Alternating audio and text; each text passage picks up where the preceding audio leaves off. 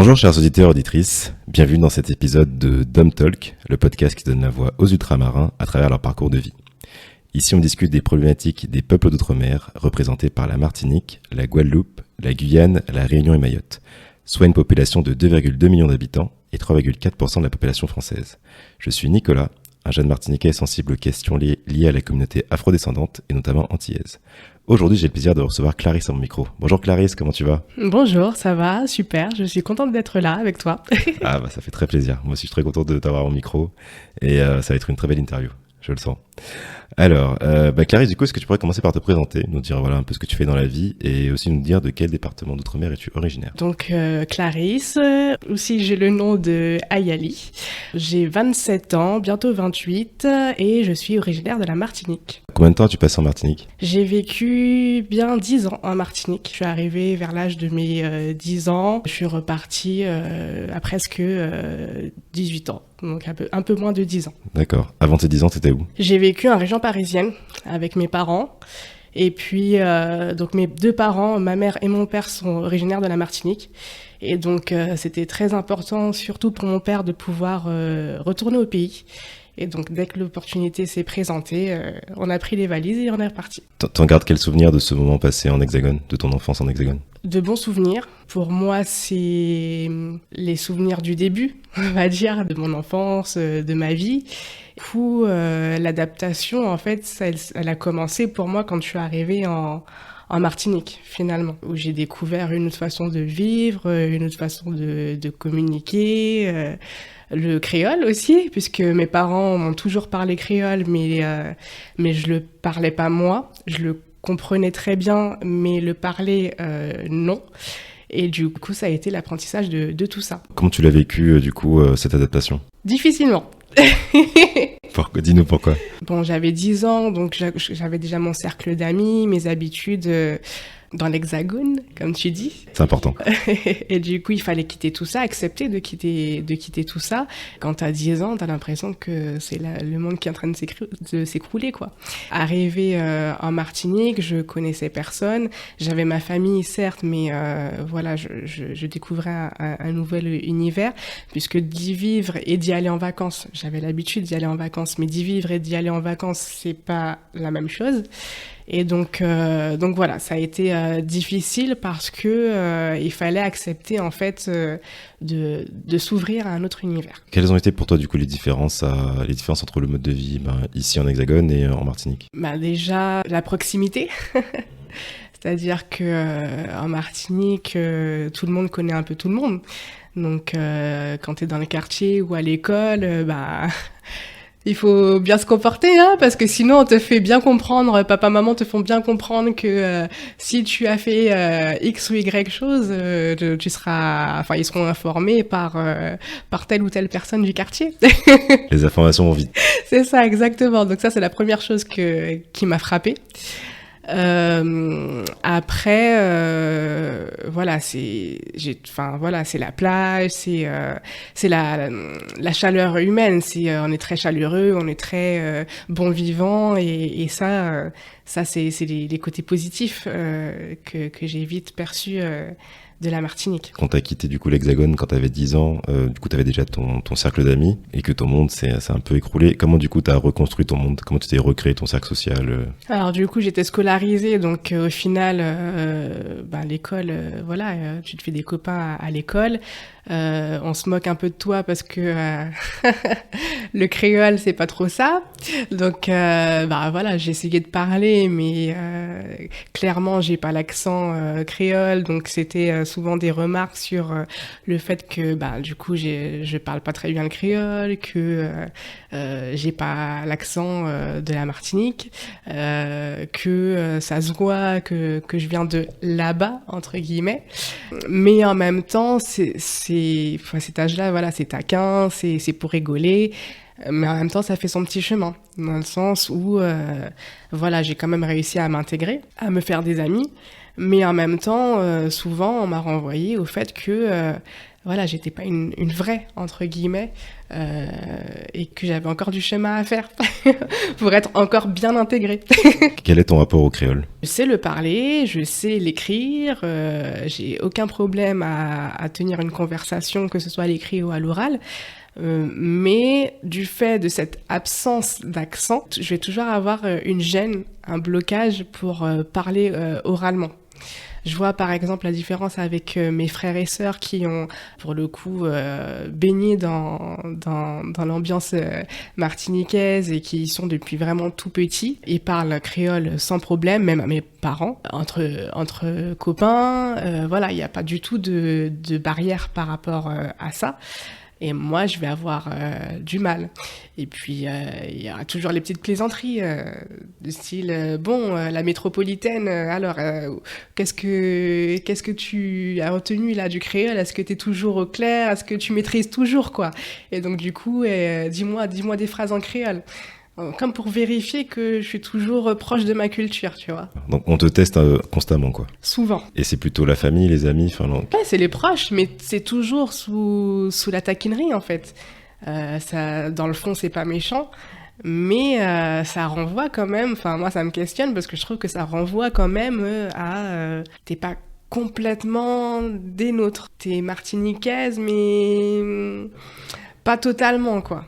Ok, et ça, comment... Toi, tu te sens comment, du coup? Enfin, tu te sens martinique... Enfin, quelle est ton identité? Enfin, comment tu te sens martiniquaise? Enfin, un mélange de tout? Moi-même, dans ma façon de répondre, je vais m'adapter en fonction de la personne que j'ai en face de moi. Donc, du coup, quand je vais en Martinique, par exemple, ben, je vais revendiquer que oui, que même si je vis en hexagone, que voilà, que je suis toujours très attachée à la Martinique, que je suis toujours très attachée à la culture créole. Et du coup, je vais vouloir affirmer que j'ai ça en moi. En revanche, quand je suis en métropole, en hexagone, j'ai pas besoin de faire ça.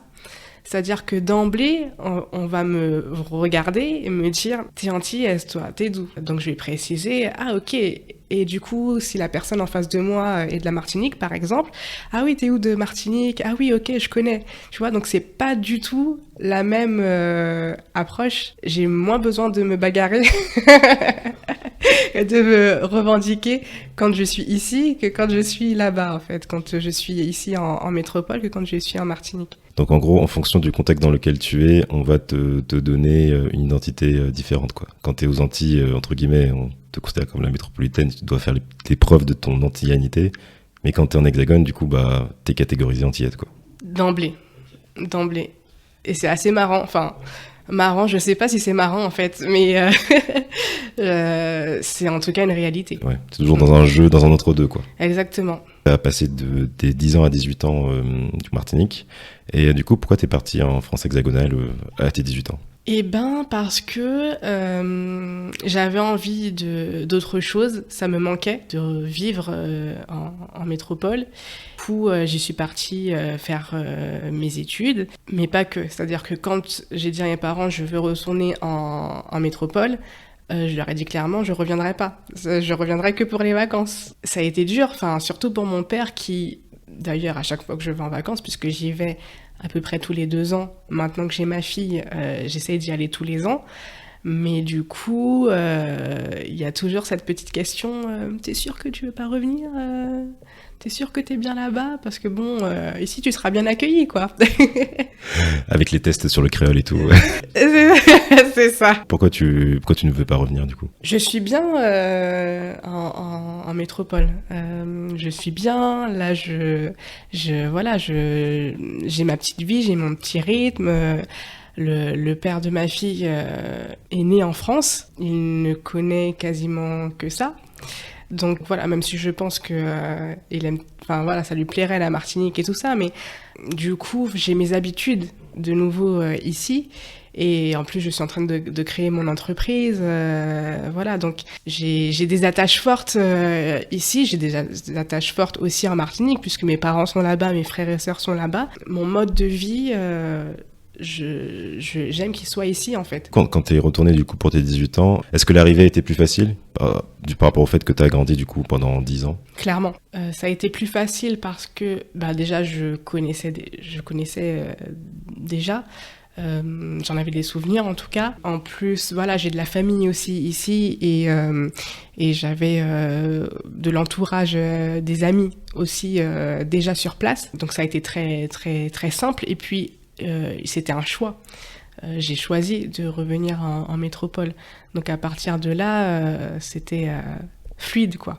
Les petites choses qui peuvent choquer les Antillais, enfin les Ultramarins quand ils viennent, par exemple la température. Le fait que ce soit des grandes villes, des grosses populations, des grosses villes où il n'y a pas forcément de solidarité, voilà, il y a de l'individualisme, ça te pose moins de problème, enfin, tu t'y adaptes plus facilement. Alors la température, oui, clairement, il faut un petit temps d'adaptation. Je me rappelle encore que les premières années, quand il faisait froid et que je ne portais pas de collant, les gens me regardaient bizarrement dans la rue, en se disant sûrement, mais qu'est-ce qu'elle fait celle-là? Il fait 3 degrés, pourquoi elle les jambes à l'air, quoi? Mais c'est qu'en fait, c'était pas naturel pour moi de porter des collants, on va dire ça comme ça. C'est des détails tout bêtes, mais du coup, voilà, j'ai pas eu du tout de souci à m'intégrer. Il y a eu quand même besoin d'une phase d'adaptation parce que j'étais quand même loin de ma famille proche, à savoir mes parents et mes frères et sœurs. Mais en même temps, j'étais bien entourée et bien accompagnée par mes proches déjà sur place en métropole. Comment tu l'as vécu l'éloignement avec la Martinique du coup? Ça m'a pas troublée, j'ai pas eu de coup de blues, voilà, en me disant j'ai peut-être fait le mauvais choix. Mais malgré le manque de ma famille, mais du coup, je me suis dit d'emblée, tous les 2 ans, j'irai en Martinique au moins, pour garder le lien avec mes proches, pour garder le lien avec ma culture, et parce que ça fait du bien. Ça fait du bien. Quand je retourne en Martinique, c'est vraiment le moment où je me ressource, où je prends le temps avec mes proches, je profite des bons petits plats de ma grand-mère. Quel petit plat, ça nous intéresse, ça. La nourriture, c'est important. Écoute, le bon igname fricapin, voilà, le bon patate douce, le cochon, les dombrés, enfin bref, je peux faire la liste. On y sera encore pour demain, quoi. Voilà, donc voilà, c'est vraiment important pour moi. Et comme je disais, maintenant que j'ai ma petite choupette qui aura bientôt 2 ans, j'ai vraiment envie que dès le départ, elle soit imprégnée de cette culture qui est la sienne. Elle est métissée, donc elle a un peu de la métropole et un peu de la Martinique. Et j'ai envie qu'elle puisse jongler avec les deux sans aucun complexe.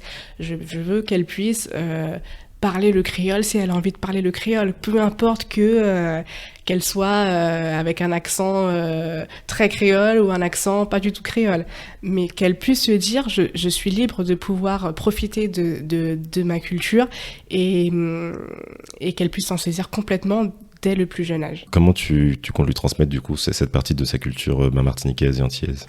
J'essaye du coup, comme je disais, de l'emmener très régulièrement en Martinique. J'ai commencé tout doucement avec les comptines créoles, parce que du coup, moi, j'ose pas trop lui parler, j'essaye de temps en temps, mais c'est pas encore naturel. Donc, comme elle adore lire, voilà, le support livre, c'est quelque chose qu'elle apprécie beaucoup. Donc, le transmettre à travers la lecture, je pense que c'est un très bon outil pour qu'elle puisse s'en saisir, en fait, et apprécier cette culture créole. Toi, quel est ton rapport, du coup, à ta culture antillaise? Au départ, quand je suis arrivée, revenue du coup en métropole, je passais mon temps en soirée antillaise. Voilà, les boîtes de nuit ciblées antillaises. J'écrivais régulièrement en créole comme pour rester accrochée à cette culture. J'essayais même je me faisais des dimanches, tous les dimanches, je me disais allez, tu cuisines un plat de chez toi pour garder ce côté bon. Je suis pas complètement à la maison, mais je suis pas complètement éloignée non plus. Et du coup, j'essaye de garder ça. Alors du coup, j'écoute beaucoup moins de zouk et de dancehall et tout ça. Je vais plus en boîte de nuit, quasiment plus. Mais voilà, en tout cas, quand je suis arrivée, j'avais vraiment, vraiment besoin de ça. Et aujourd'hui, je vis ma culture martiniquaise d'une autre façon, à travers, comme je disais, le fait d'y aller régulièrement. J'écoute toujours, j'ai toujours ma petite playlist de compas, de zouk, voilà, de dancehall. Mais je suis aussi ouverte à d'autres musiques. Donc voilà, j'ai toujours cette accroche avec ma culture, mais je la vis différemment. Est-ce que dans la cuisine aussi ça se retrouve? Dans tes plats du quotidien, tu cuisines aussi entier? Alors au quotidien, je cuisine pas de plats martiniquais et créoles de manière générale. Mais il faudrait que je m'y remette. Ça fait très longtemps que c'est vrai que j'ai pas repris ce rythme du plat du dimanche 100% créole. Et je le fais de temps en temps. Un petit colombo poulet, voilà, j'aime bien. Les dombrés, c'est des choses qui sont finalement assez simples à cuisiner et qui me rappellent chez moi. Mais c'est vrai que je le fais moins. Qu'est-ce qu'être martiniquaise pour toi? Parce que tout à l'heure, tu as dit que voilà, on t'était un peu dans un entre-deux et qu'on questionnait un peu voilà, ton identité. Mais du coup, pour toi, ce serait quoi être martiniquaise du coup? Je pense pas qu'il y ait de définition universelle de ce que c'est d'être une martiniquaise. Mais moi, ma façon en tout cas d'être martiniquaise, c'est tout simplement d'être en phase avec ma culture. De pouvoir... communiquer en créole avec mes proches quand j'en ai envie et pas de le vivre comme une injonction, que ce soit l'injonction du style t'es martiniquaise, tu dois parler créole, ou que ce soit dans l'autre sens l'injonction de me dire il faut que je m'oblige moi en tant que martiniquaise à communiquer dans cette langue avec mes proches. Donc que ce soit des autres ou de moi-même, je veux pas m'imposer quoi que ce soit. Je veux simplement être à l'aise avec ma culture, donc parler créole si j'ai envie, cuisiner des plats de chez moi si j'ai envie, transmettre à ma fille. Ça, pour moi, c'est ma façon d'être martiniquaise. Qu'est-ce qu'être à l'aise avec sa culture pour toi? Alors, être à l'aise, ça veut dire avoir le choix et se saisir de ce choix. Donc, me sentir libre dans mon esprit de faire ou de ne pas faire ce qui me rattache à la Martinique. Moi, j'ai choisi de continuer d'avoir cette attache à la Martinique, que ce soit en y allant régulièrement, que ce soit en cuisinant, que ce soit en écoutant de la musique, que ce soit en transmettant à ma fille. Mais être à l'aise avec ça, ça veut dire... le faire naturellement, sans pression. Quand tu es rentré en Martinique, du coup, voilà, on t'a un peu catalogué en tant que métropolitaine et du coup, et ton rapport au créole. Comment tu comptes préparer du coup ta fille à ça? Puisque voilà, je pense qu'elle vivra ici quand elle ira en Martinique. Comment tu comptes la préparer à ça, ces décalages, en tout cas ces remarques? Ne serait-ce que sa couleur de peau. Elle est couleur caramel clair, on va dire ça comme ça. Donc les cheveux bouclés et pas frisés. Donc déjà d'emblée, elle a les yeux clairs. Enfin, d'emblée, je pense qu'on va lui renvoyer quelque chose de l'ordre de t'es vraiment d'origine martiniquaise, toi t'es une métisse, quoi. Mais du coup, c'est lui dire ce que tu es, c'est ce que toi tu as décidé d'être. Ce que les gens disent de toi, ce que les gens, les critiques, les remarques que les gens te font, c'est juste le reflet de leur interprétation, de leurs convictions, de leurs idées. Ça n'a rien à voir avec toi, ça leur appartient. Et moi, j'aurais aimé qu'on puisse me dire ça quand j'étais plus jeune, que ce que je suis, c'est ce que j'ai décidé d'être, ce que je crois être, et pas ce que les gens projettent sur moi. Et ça va être ça, tout mon travail, de lui dire que voilà, depuis toute petite, je te transmets cette culture-là, tu en fais ce que tu as décidé d'en faire. Et c'est toi qui décides et pas quelqu'un d'autre. Après, c'est vrai que, tu vois, dans la société, les sociétés antillaises, comment dire, il y a une palette de couleurs en termes de carnation et de pigmentation de peau assez variée. Donc, ça va du plus clair au plus foncé. Donc, j'espère et je pense que normalement, bon, elle aura pas trop on verra qu'elle est métisse forcément, mais on sait que je vois dans nos territoires, il y a eu des mélanges. Donc voilà, ça va du plus clair au plus foncé. Donc on sera pas surpris. Je pense peut-être quand elle parlera, ça s'entendra, des choses comme ça dans sa façon de faire, dans son attitude. Mais après, bon. Puis bon, il y aura toujours des gens pour faire des remarques inutiles. Donc voilà, mais oui, je trouve que c'est important que tu lui transmettes ça parce que ça fait partie d'elle. Donc si tu transmets pas après, parce que j'ai eu d'autres invités qui me disaient que ils avaient mal vécu le fait qu'en tout cas, ils regrettaient que leurs parents ne leur aient pas transmis le bagage, notamment culturel de la langue créole, de la gastronomie, de la musique, et que maintenant c'est eux qui vont chercher à faire ce travail eux-mêmes. Mais il y a ce regret quand même. Donc je pense que c'est important, au moins, pas d'imposer à l'enfant, mais au moins de lui dire, écoute, ça fait partie de toi. Si tu veux t'y intéresser, intéresse-toi à ça. Au moins tu sais, après tu feras tes choix, mais au moins tu pourras pas dire qu'on t'a pas informé. Complètement. Écoute Clarisse, on arrive bientôt à la fin de cette interview, mais j'ai encore quelques questions pour toi.